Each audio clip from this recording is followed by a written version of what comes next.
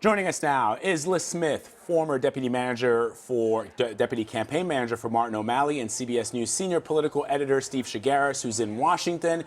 Steve, lots to get to. Let's start with you first. Republicans are already backing away from Donald Trump on comments that he made, saying the president was angrier at him than he was at the Orlando shooter. Now he's making these comments on gun control, which are very out of sync with the party. I mean, if Donald Trump is going to be the one who gets Republicans to actually pass any kind of gun control, or at least look at the issue of gun control, are we seeing right now this unpredictability that people have said that Donald Trump represents? Well, I think Trump's problem actually with Republicans is not unpredictability, it's predictability at this point. It seems as if they know he's going to say something controversial, they just don't know exactly what that's going to be.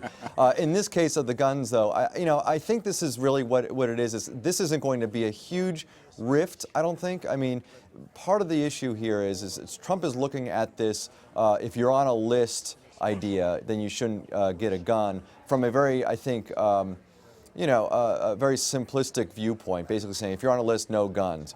The Republicans and the NRA have looked at this and they say, actually, if you're a terrorist, of course you shouldn't get a gun. They agree with Trump on that. But they're saying that if you're on a list, you're not necessarily on a list of your knowing, and you haven't had your opportunity to defend yourself once you get put on that list. And they want what they call due process to make sure that people who shouldn't be on the list aren't on the list. And that those people should be able to get guns. That's their argument. So it'll be interesting to see if this conversation happens between Trump and the NRA. And mind you, this isn't a new position for Trump. Trump has said this publicly as long ago as November. So it shouldn't be a surprise to the NRA or Republicans that Trump has this viewpoint that if you're on a list that you shouldn't get a gun. But I'd like to be a fly on the wall of that meeting at the NRA to hear the NRA say to him, hey, look, you know what, it's not as simple as just being on a list or not being on a list. From our viewpoint, the NRA's viewpoint, it's more about the people on the list need to be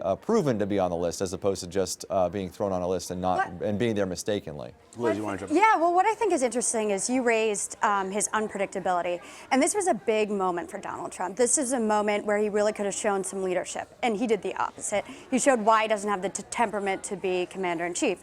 You know, he stoked fears rather than soothing them. He went out there and accused the president of sympathizing with terrorists. Today, he endorsed a conspiracy theory saying that the Obama administration supported the rise of ISIS. But what's interesting now about the NRA meeting is that he could actually be showing leadership here. If he goes into them, stands up to the NRA, stands up to Republicans and says, look, let's close the terror gap.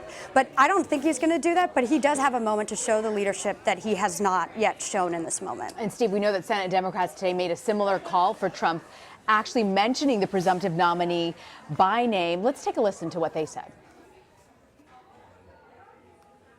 If you can't fly because you're on a watch list by our government and you are not allowed on an airplane, you should not be allowed to enter a gun shop and walk out with an assault weapon. We're now beginning to hear some Republicans, including presumptive Republican nominee for President Donald Trump, say that there's something to no fly, no buy. Well, they're currently filibustering on gun control. How much of a difference is any of this going to make? How much will this put pressure on lawmakers and the NRA to really do something? It's a good question. I mean, we saw polling out today that shows that a majority of Americans want to see stricter gun control laws. They want to see an assault weapons ban. And, you know, we see those numbers go up, it seems, after you have these mass shootings. But this has stayed pretty consistent, I think, in the last few years, and we still haven't seen Congress do much. This is now a presidential election year. It's the first presidential election year where an issue like this has come up big time, really since Sandy Hook. You know, we did have the Aurora shootings in 2012, but that was sort of the first of a spate of these shootings. Since Sandy Hook, this is the first presidential election year that we've seen gun control become such a big issue. And I'm actually anxious to see, do these numbers hold up, and how do people react? I mean, politicians tend to react differently in an election year. And if Americans are clamoring for more gun control and for an assault weapons ban, it'll be interesting to see if Congress listens and Congress does something about this, because we haven't seen them really take action on this in the last few years. Yeah, and just to add to Steve's point, I think we're already seeing the politics of this in action.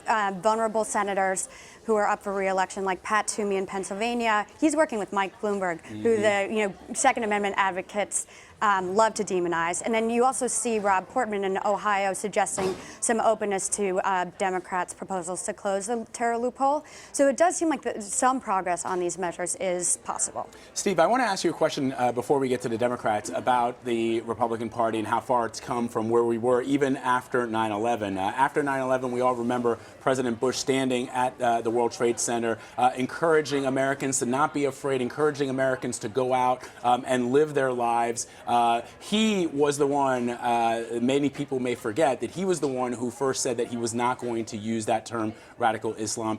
Today or yesterday, you had Donald Trump saying that people are afraid to go out into the streets. How did they get there, they being the Republican Party? Well, I'm not sure that Trump speaks for all the Republican Party. But he's their nominee. Sure, but we're hearing a lot of people in the Republican Party, like Paul Ryan and others, saying that, for instance, the Muslim ban is a bridge too far for them, and they're pushing back against some of the stuff that Trump is saying on this and some of the rhetoric. And part of that is they don't agree with him on it, and part of it is, again, you look at this poll that came out today, a CBS News poll, that shows that a majority of Americans don't agree with a Muslim ban. And so, I'm not sure that Trump, yes, he of course has won. He's the presumptive nominee of the party, and he's won more votes in the primary process. And I think there are Republicans around the country who obviously agree with Trump on these issues. But that doesn't necessarily mean that all Republican elected officials agree with Donald Trump on this. And so this is where the party, this is the point in the party right now where they're trying to figure out they're at the fork in the road, right? They're seeing one road, which is Donald Trump and his supporters that are angry, that are behind these ideas of Muslim bans and closing the borders. And then you have the other road, which is, I think, what you pointed to, this compassionate conservatism that George W. Bush pushed, and you're hearing from some other people like Paul Ryan and others in the party. And so the question is, where is the Republican Party going?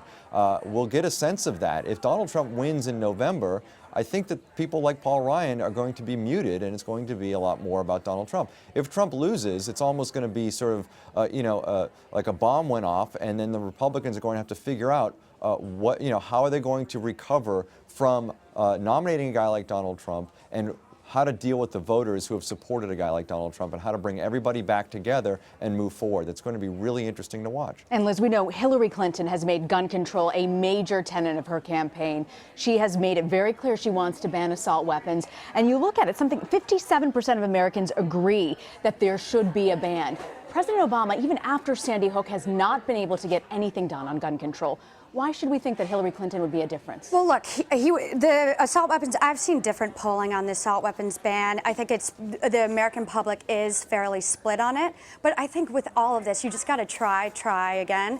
And some of these incidents, I think, now that we've seen the worst mass shooting in U.S. history, that could be a rallying call. But I do think, to steal Bernie Sanders' term, I do think that we do need a revolution in terms of how we think about our nation's gun laws, and we need everyone, because part of the problem here too is that the supporters of the NRA, the members of the NRA, are much more vocal than people who support common sense gun laws. And I think we need to see people who support common sense gun laws rise up and be as vocal, and I think she can make a call to Americans to do that. All right. Lis Smith, Steve Chaggaris, thank you both for sticking around for us. We appreciate it. Thanks.